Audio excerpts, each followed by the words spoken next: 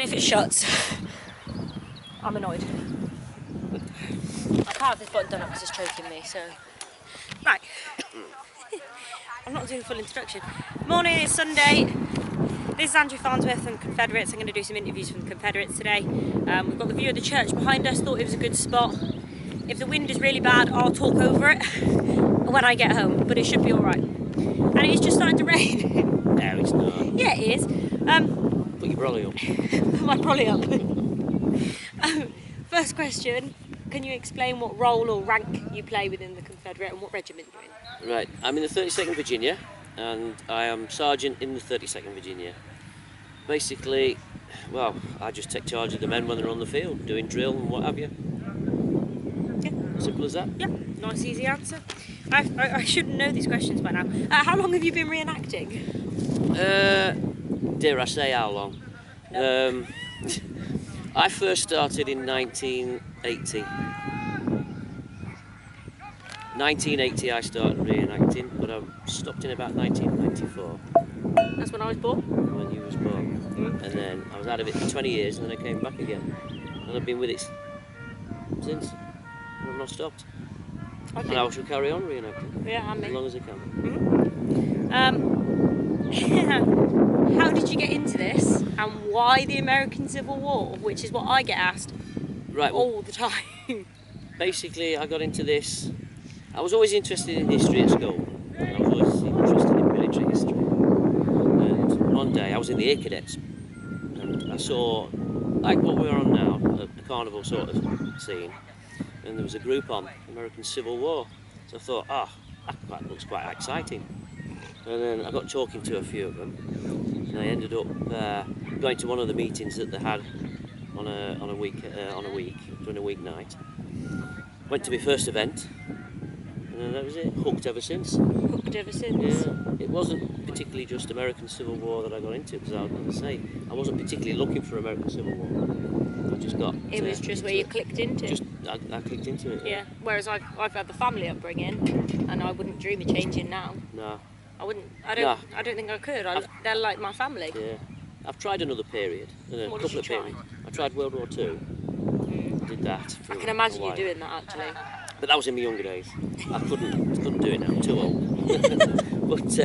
but yeah, did World War II. Tried the Napoleonics. But it's always Civil War, American Civil War. I don't know. It's just something that draws me to it. And, that's it. Food. Food. Apart from.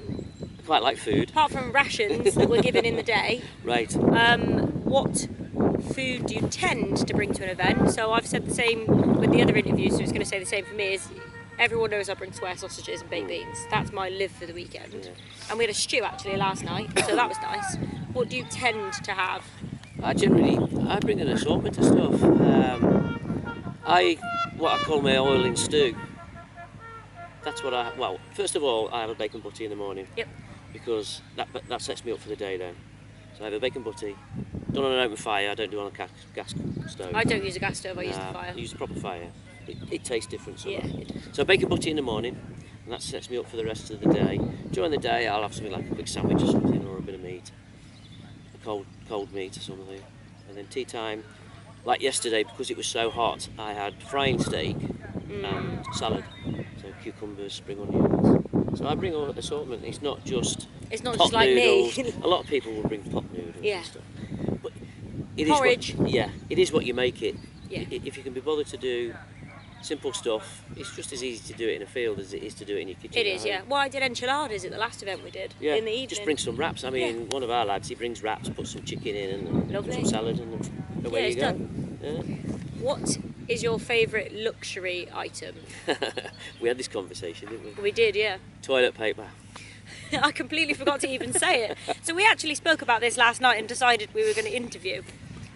And he said, oh yeah, it's bog roll. And I was like, simple. Oh, yeah, I didn't think of that. Yeah. I said something else. The most luxurious item you can bring onto camp is toilet roll. And I bring Cushelle. Cushelle? Yeah. Oh, I just bring super the cheap soft. one. Oh no, you got to have thick toilet roll. It's thick, but it's cheap. Oh, all right, fine. Thick but cheap. Okay. Because I mean, I can use it for all sorts as well. Yeah.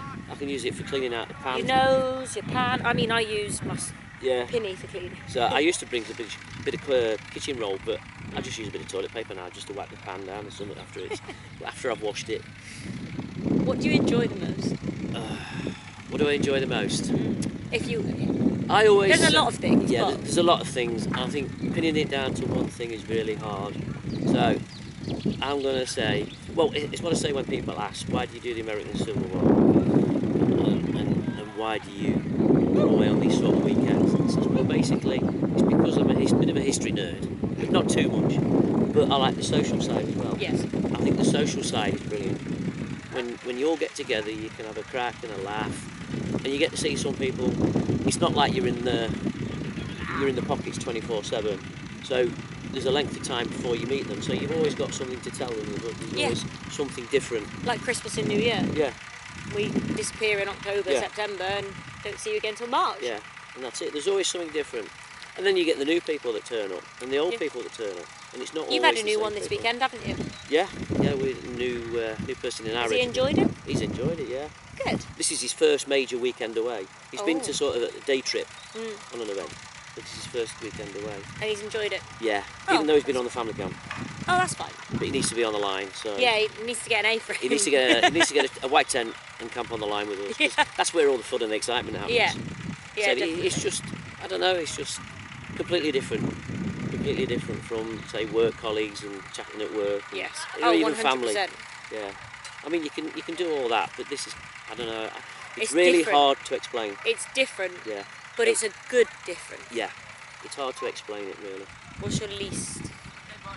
If you, so I say every time, there's not my necessarily least favourite, but if there's something that you don't like doing or particularly would do differently or just don't like at all, like I think Dad said yesterday, it's the going home bit for him.